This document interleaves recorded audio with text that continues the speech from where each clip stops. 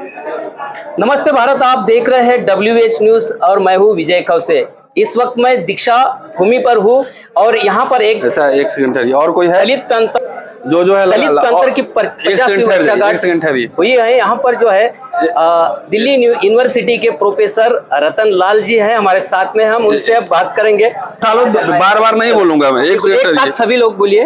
एक सेकंड ठहरिए। बिल्कुल, क्योंकि समय का भी अभाव है और सर को भी एक बहुत बिजी शेड्यूल है। सर पकड़ ले, रिकॉर्ड कर ले, इसलिए जो है रेड वाला प्रोफेसर रतन लाल जो कि ड्यूटी प्रोफेसर है और उसके पहले ज्ञान नदी मस्जिद मामले में काफी नाम उनका चर्चाओं में आया था। तो बहुत बहुत स्वागत है सर आपका। आज दलित पैंथर की 50वीं वर्षगांठ पर क्या बताएंगे हमारे दर्शकों को? क्या बताना है, भवन नहीं स्कूल कॉलेज यूनिवर्सिटी खोली। असली लड़ाई तो बुद्धि की है। तो जब अच्छे यूनिवर्सिटीज नहीं होंगे, अच्छे कॉलेज नहीं होंगे, अच्छे संस्थान नहीं होंगे, तो बाकी तो बिल्डिंग्स और मूर्तियां तो बनती रहती हैं। बेसिक लड़ाई तो विश्वविद्यालयों में लड़ी जाती है। और आप देख रहे हैं, इतने दिन से अगर वॉच कर रहे होंगे तो राजनेता कम, लेकिन राजनेता तो संसद विधानसभाओं में जो करना है करते ही हैं। रोहित बुमला से बात से इतिहास याद करके देखिए तो उसमें ज्यादातर जो है विश्वविद्यालय ये केंद्र बने हुए हैं। इसका मतलब है कि विश्वविद्यालय में कुछ है। बाबा साहब ने महाराष्ट्र में इतने सारे स्कूल कॉलेज यूनिवर्सिटीज बनाए और उनकी समीक्षा भी होनी चाहिए कि उस तरह के यूनिवर्सिटीज क्यों नहीं बने, और अगर वो बने जिस उद्देश्य के लिए, जिस ऑब्जेक्टिव के लिए उसको बनाया गया था, वो पूरा हुआ या नहीं हुआ अच्छी बात है। अगर नहीं हुआ तो वो वर्ल्ड क्लास के यूनिवर्सिटी और कॉलेज ये महाराष्ट्र में और देश में क्यों नहीं खुलने चाहिए। हमें लंदन में आप मकान खरीद रहे हैं कि नहीं खरीद रहे उससे फर्क नहीं पड़ता, वो भी एक ठीक है। आप 500 करोड़ यहाँ दे रहे हैं, वो भी ठीक है।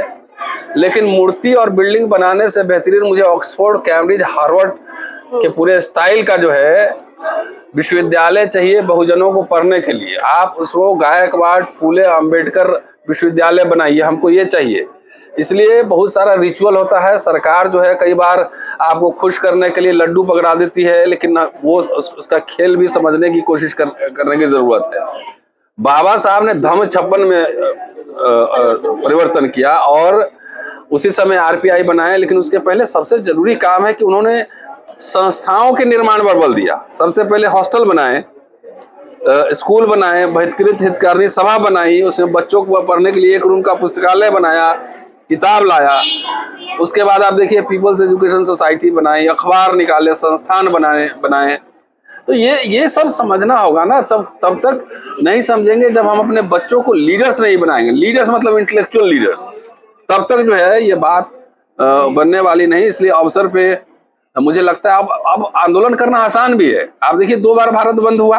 डिजिटल दुनिया है, अगर मेरी गिरफ्तारी हुई तो पूरे दुनिया में खबर फैल गया 24 घंटे के अंदर।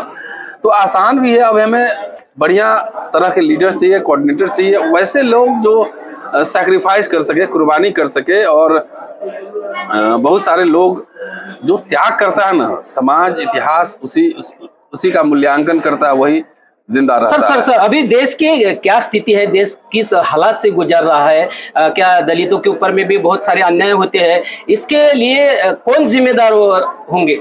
अब जहाँ खड़े हैं यहाँ क्या चल रहा है आपको नहीं पता है। कौन जिम्मेदार है? सरकार और व्यवस्था जिम्मेदार हुए, क्या कहना है। यहाँ नागपुर में आपको RSS और इसके खिलाफ बोलने में डर क्यों लगता है? क्यों डर लगता है? ये सवाल सरकार कौन चला रहा है? अब बड़े बड़े सिंबोलिज्म सब हो रहे हैं, बहुत कुछ, इतने सारे दलितों पे अत्याचार हो रहे हैं, इतने सारी हिंसा हो रही है, तो कौन लोग हैं उसमें? क्यों नहीं RSS बोलती है और सरकार क्यों नहीं स्टैंड लेती है?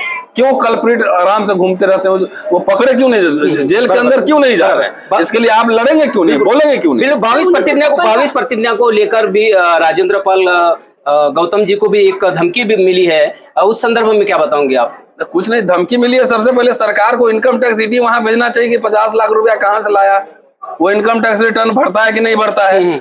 बाबा इस तरह के तलवार बंदूक निकाल रहा है, उसे किसी आतंकवादी संगठन से सांठगांठ है कि नहीं, पहले तो पूछना चाहिए ना उससे।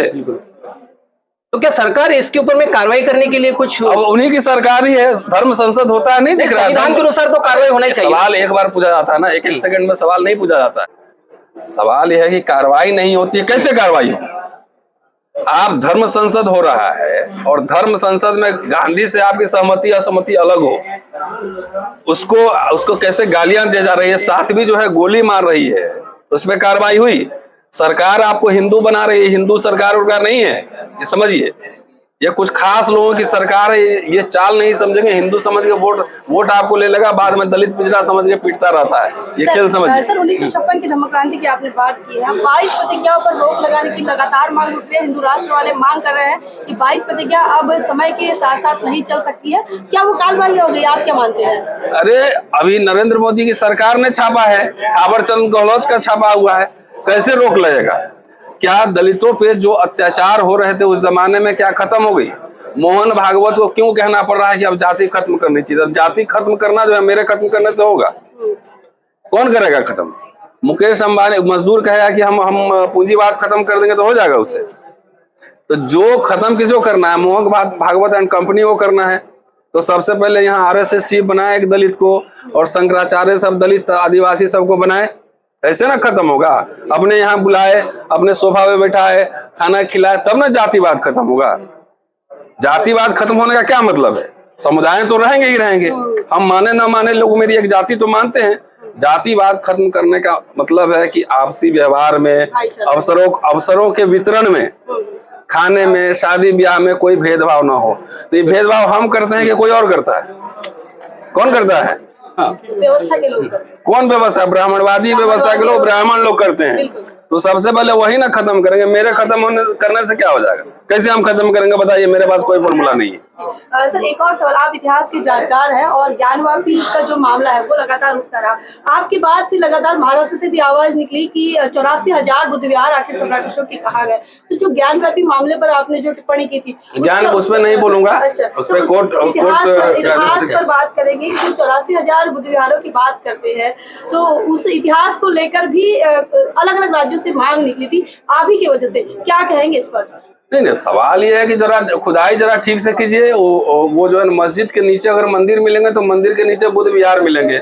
और ये पूरे महाराष्ट्र में घूम के देखिए ना, आप इतिहास देखिए, आपके आसपास बौद्ध स्तूप मिलेंगे, बौद्ध जो है आर्किटेक्ट मिलेंगे, सब कुछ मिलेंगे। तो आखिर इस बौद्धों को नष्ट किसने किया भारत में? उस पर कब्जा किसने किया? जगन्नाथपुरी चलिए, रामेश्वरम चलिए। इनके जो राष्ट्रवाद है, राष्ट्रवादी इतिहासकार ही लिखते हैं कि रामेश्वरपुरम जो है, जिसको शैतान समझ के चपत लगाता है, वो बुद्ध की मूर्ति है। तो उनको कब्जा किसने किया? घर वापसी उनकी भी होनी चाहिए। दूसरी बात है कि ये आंदोलन जो है, मैं तो एक छात्र हूँ, एक शिक्षक हूँ, पढ़ाता हूँ, एक्टिविस्ट हूँ। यहाँ आप धम्म भूमि में यहाँ पे मेरा इंटरव्यू कर रहे हैं, तो यहाँ पे जितने बौद्ध हैं, जितने बौद्ध भिक्षु हैं, जितने ये लोग चलाते हैं धर्म का काम करते हैं, इनको ना जाके पार्लियामेंट्री स्ट्रीट पे आंदोलन करना चाहिए। इनको मठों से निकलकर जाके घर घर में धर्म का प्रचार करना चाहिए। राजेंद्र पाल गौतम धर्म का प्रचार कर रहे हैं, हम बोल रहे हैं, तो बाकी लोग क्या करेंगे? मेरा काम नहीं है, मैं तो उपासक हूँ, मैं तो साधारण व्यक्ति हूँ। रोज मेरा काम थोड़ी है, राजेंद्र पाल गौतम का काम थोड़ी है। ये तो जो लोग सिस्टम चला रहे हैं, भारतीय बौद्ध महासभा को करना चाहिए, ये बौद्ध भिक्षुओं को करना चाहिए। आपके घर में कभी बौद्ध भिक्षु गए हैं ये प्रचार करने? सवाल उठा रहा हूँ ना इस सभा में, इतिहास का छात्र सवाल उठाता हूँ।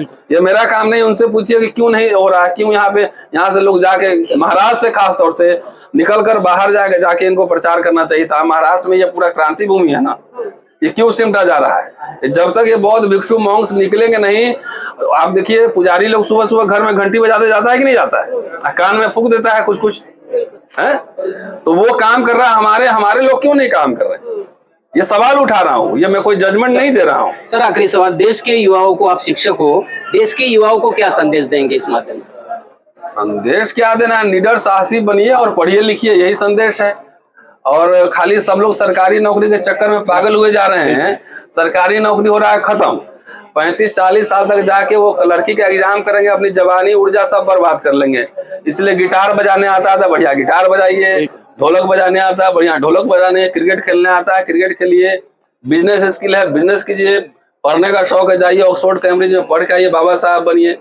तो माँ बाप को भी, आप बच्चों को नहीं बोलो, जितने माँ बाप सुन रहे हैं उनको बता रहा हूँ कि अपने बच्चों को गर्दन पकड़ के जो ठेल देते हैं कि लड़की का एग्जाम करो, पहले उसका टैलेंट को पहचानिए, उसमें कुछ और काम करने का मन है तो उसको करने दीजिए। तो ये हमारे जितने बुजुर्ग माँ बाप लोग ने उनकी भी जिम्मेदारी, उन लोगों ने भी बर्बाद किया अपने बच्चों को और हमारे समाज को भी। मैं देख रहा हूँ ना, मैं विद्रोही आदमी हूँ। और मेरे पिताजी भाई बोले जा रहे थे कलेक्टर बनो, हम लोग नहीं बनेंगे, मुझे कुछ और करना है। तो जिनमें जो प्रतिभा हो वो प्रतिभा को निखारे। हमारे लोगों ने प्रतिभा निखारा ही नहीं।